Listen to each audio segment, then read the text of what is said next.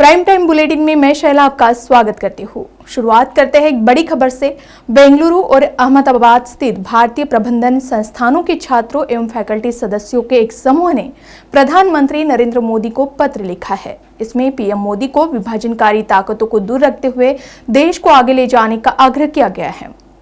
एक सदस्य ने कहा कि पत्र पर हस्ताक्षर करने वालों का उद्देश्य इस बात को रेखांकित करता है कि अगर नफरत को बढ़ावा देने वाली आवाजें तेज है तो तार्किक आवाजें भी तेज होनी चाहिए। बता दें कि प्रधानमंत्री कार्यालय को भेजे गए इस पत्र में आईआईएम बेंगलुरु के 13 और आईआईएम अहमदाबाद के 3 फैकल्टी सदस्यों सहित कुल 183 लोगों ने हस्ताक्षर किए हैं। बेंगलुरु और अहमदाबाद स्थित भारतीय प्रबंधन संस्थानों आईआईएम के छात्रों एवं फैकल्टी सदस्यों के एक समूह ने शुक्रवार को प्रधानमंत्री नरेंद्र मोदी को पत्र लिखकर उनसे विभाजनकारी ताकतों को दूर रखते हुए देश को आगे ले जाने का आग्रह किया है। इस पत्र में देश में अल्पसंख्यकों पर हो रहे अन्याय और हेट स्पीच का जिक्र करते हुए कहा गया है कि प्रधानमंत्री की चुप्पी ने नफरत भरे भाषणों को साहस दिया है। प्रधानमंत्री कार्यालय को भेजे गए इस पत्र में आईआईएम बेंगलुरु के 13 और आईआईएम अहमदाबाद के 3 फैकल्टी सदस्यों सहित कुल 183 लोगों ने हस्ताक्षर किए हैं। पत्र में कहा गया है कि माननीय प्रधानमंत्री जी, हमारे देश में बढ़ती असहिष्णुता पर आपकी चुप्पी हम उन सभी के लिए बेहद निराशाजनक है जो देश के बहुसांस्कृतिक ताने बाने को महत्व देते हैं। आपकी चुप्पी ने नफरत भरे भाषणों को प्रोत्साहित किया है और हमारे देश की एकता एवं अखंडता के लिए खतरा पैदा किया है। पत्र में प्रधानमंत्री से देश के विभाजन की कोशिश करने वाली ताकतों को दूर करने का आग्रह किया गया है। इसमें कहा गया है कि हम आपके नेतृत्व से हमारे ही लोगों के खिलाफ नफरत भड़काने से हमें दूर ले जाने का आग्रह करते हैं।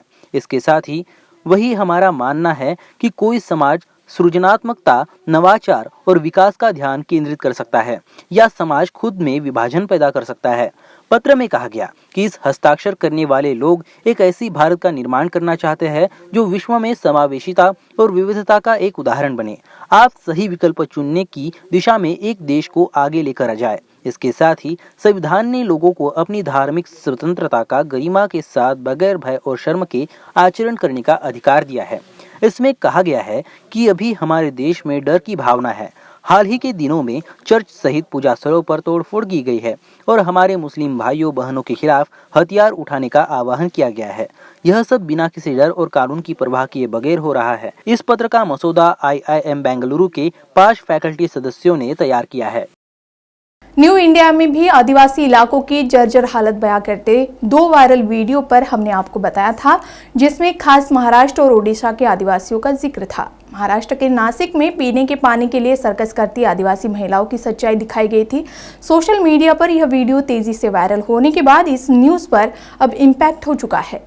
दरअसल इक्वालिटी न्यूज ने न्यू इंडिया में आदिवासी इलाकों की कहानी बयां करते हुए आज़ादी के 70 साल बाद भी आदिवासियों की हालत की सच्चाई दिखाई थी, जिसमें महाराष्ट्र के नासिक में आदिवासी महिलाओं को 25 फीट गहरी नदी के तल के ऊपर से लकड़ी के बल्ले पर चलकर पीने के पानी से भरे बर्तन सिर पर रोज ढोने पड़ते हैं।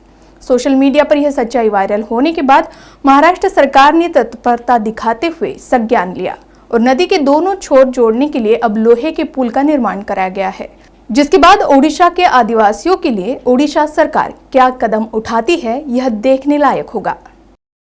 हाल ही में मॉब लिंचिंग की घटनाओं को रोकने के लिए कानून बनाने वाले झारखंड में एक बार फिर से भीड़ ने कानून को अपने हाथ में लेते हुए ऐसी ही घटना को अंजाम दिया है, जिसे देखकर हर कोई हैरान है। मंगलवार को झारखंड में सिमडेगा जिले में ग्रामीणों ने एक व्यक्ति की मॉब लिंचिंग में हत्या कर दी। इस व्यक्ति की पहले तो जमकर पिटाई की गई और फिर जिंदा जलाया गया। घटना सिमडेगा के कोलेबिरा थाना क्षेत्र के बेसरा जरा बाजार के समीप की है। इस घटना ने एक बार फिर से प्रदेश में लॉ एंड ऑर्डर की धज्जियां उड़ा दी है। देखिए यह रिपोर्ट। बीते 4 जनवरी को सिमडेगा जिले के एक गांव में भीड़ ने पेड़ काटने के संदेह में एक व्यक्ति की पीट कर हत्या कर शव को जला दिया था, जिसके बाद 5 जनवरी को पुलिस ने 13 नामजद समेत कुल 38 लोगों के खिलाफ प्राथमिकी दर्ज की थी। इस मामले में अब तक 8 आरोपियों को पुलिस गिरफ्तार कर चुकी है। मॉब लिंचिंग की घटना पेड़ की कटाई से जुड़ी हुई है। इसके साथ ही ग्राम प्रधान के मुताबिक मृतक ने अगस्त माह में गांव के खुंटकटी नियम का उल्लंघन करते हुए पेड़ काट कर बेचे थे। गांव वालों ने वन विभाग को इसकी सूचना दी थी, लेकिन वन विभाग ने कोई कार्रवाई नहीं की। तब आज खुंटकटी कमेटी की बैठक गाँव में हुई, जिसमें बम्बल केरा के लोग भी आए। इसके बाद बैठक में मृतक ने जब अपनी अपनी गलती नहीं स्वीकारी तो उसे मारपीट करते हुए जला दिया गया। प्रधान के बयान से उलट मृतक की पत्नी ने बताया कि उसके पति ने पेड़ खरीदने के बाद काटे थे, वह बेकसूर था। फिर भी सारे गांव के लोगों ने मिलकर उसके पति को बहरे में से मारपीट कर जिंदा जला दिया। ऐसी मौत किसी को नहीं देनी चाहिए। वह चिल्लाती रही लेकिन ग्रामीणों ने एक न सुनी।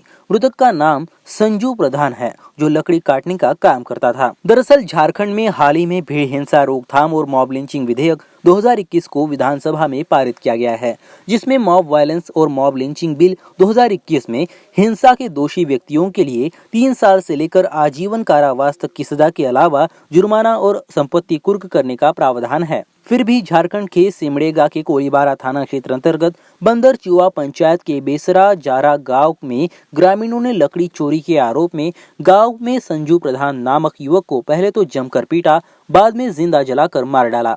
संजू प्रधान को घर से निकालकर लगभग 200 से 250 ग्रामीणों ने इस घटना को अंजाम दिया था।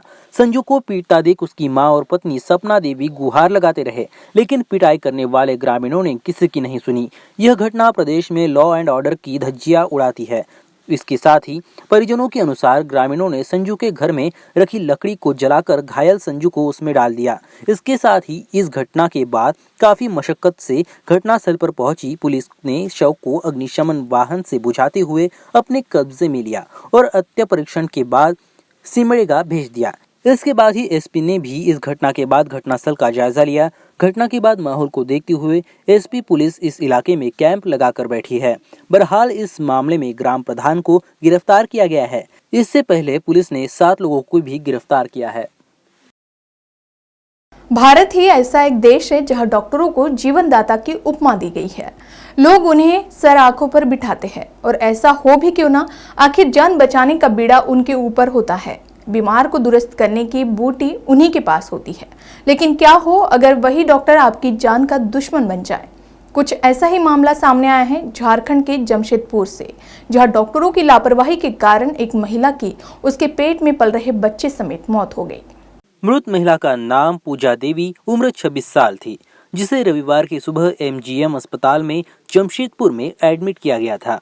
हालांकि रविवार होने की वजह से डॉक्टरों का अस्पताल में ठिकाना नहीं था और इस तरह सिर्फ डॉक्टरों की लीव की वजह से जच्चा बच्चा दोनों को अपनी जान गंवानी पड़ी। बाइट महिला के परिजन। वॉइस। जैसा कि परिजनों की ओर से बताया गया कि महिला को सुबह 8 बजे भर्ती कराया गया था और दोपहर 2 बजे तक महिला की कोई सुध लेने वाला अस्पताल में मौजूद नहीं था, जिससे आखिरकार महिला और उसके पेट में पल रहे बच्चे की तड़प तड़प कर मौत हो गई। सोचने वाली बात यह है कि पूरे झारखंड में सिर्फ एक ही अस्पताल है जहां सभी अपना इलाज कराने आते हैं और अगर ऐसी स्थिति में भी लापरवाही बरती जा रही हो तो संबंधित मसले पर गंभीर होने की जरूरत है। वही परिजनों का भी ये कहना रहा कि जब तक अस्पताल के आला अधिकारी हमसे नहीं मिलते हम अस्पताल परिसर में लाश नहीं उठाएंगे। हालांकि सिर्फ ये घटना सामने आई है इसलिए पता चल सकी है, लिहाजा इस बात की काफी हद तक संभावना है कि ऐसे और भी मामले होते होंगे जो जनता की नजरों से ओझल हो जाते हैं। प्रशासन को ऐसे मामलों पर सख्त कदम उठाने की जरूरत है। झारखंड से प्रीतम टुडू की रिपोर्ट, इक्वालिटी न्यूज के लिए। कि बागवेड़ा निवासी दलित महिला और बच्चा का इस एमजीएम अस्पताल के जो गायनेकोलॉजिस्ट वार्ड है ऑपरेशन थिएटर में, यहाँ पर डॉक्टर के लापरवाही से तड़प कर सुबह 8 बजे से भर्ती कराया गया और 2 बजे तक कोई डॉक्टर देखने वाला नहीं। तो इससे साफ आप अंदाज लगा सकते हैं सर कि किस तरह की यहाँ पर माने विधि व्यवस्था चल रही है। और यहाँ पर परिजनों का रोना, यहाँ पर डॉक्टर बोल रही है कि सुबह 8 बजे से लेकर जब 12 बजे तक 12 बजे बोल रही है कि खून की कमी है उनको, तो खून की व्यवस्था की गई। तो खून की व्यवस्था करने के बाद भी 2 बजे के बाद ये बताया जा रहा कि महिला और नहीं है इस दुनिया में। तो हम लोग क्या समझेंगे? इससे पता चलता है कि इस एमजीएम की पूरी व्यवस्था चरमरा गई है और यहाँ पर कोई डॉक्टर सिस्टर कोई देखने वाला नहीं है। क्योंकि हम लोग दलित हैं, गरीब हैं और इस आशा से इस अस्पताल में आए थे कि हमारा बच्चा का यहाँ पर जो है इलाज ठीक से हो सकेगा, लेकिन ऐसा नहीं हुआ।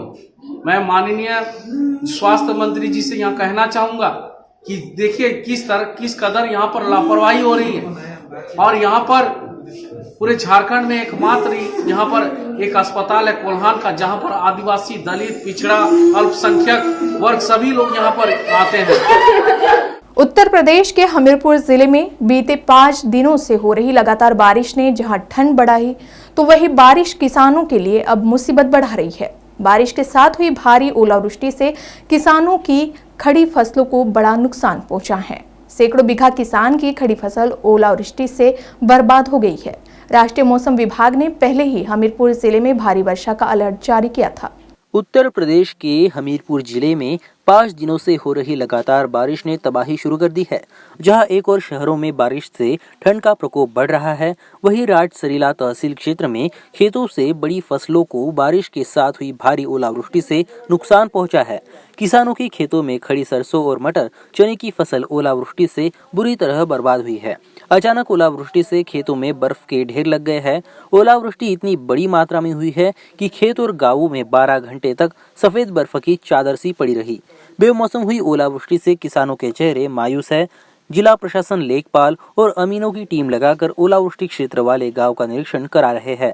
नुकसान के आधार पर किसानों को मुआवजा दिया जाएगा। आसपास के क्षेत्रों में 3 दिन से ठीक ठाक वर्षा हो गई है और रात में कहीं कहीं ओले पड़ने की, विशेष रूप से राठ में और सरीला क्षेत्र में सूचना मिली है। मैंने तहसील के उप जिलाधिकारी और तहसीलदारों को ये निर्देशित कर दिया है कि लेखपालों की और कानूनों की टीम लगा के जिन गांव में भी ओलावृष्टि की सूचना मिली वहां का सर्वे कराएं और जो भी हमारे दैवीय आपदा के संबंध में राहत की व्यवस्था है, अगर आवश्यकता है तो उसको सुनिश्चित करें। प्राइम टाइम बुलेटिन में अभी के लिए बस इतना ही। खबरों की अधिक जानकारी के लिए आज ही इक्वालिटी शॉप ऐप को डाउनलोड करें और सब्सक्राइब करना ना भूलें।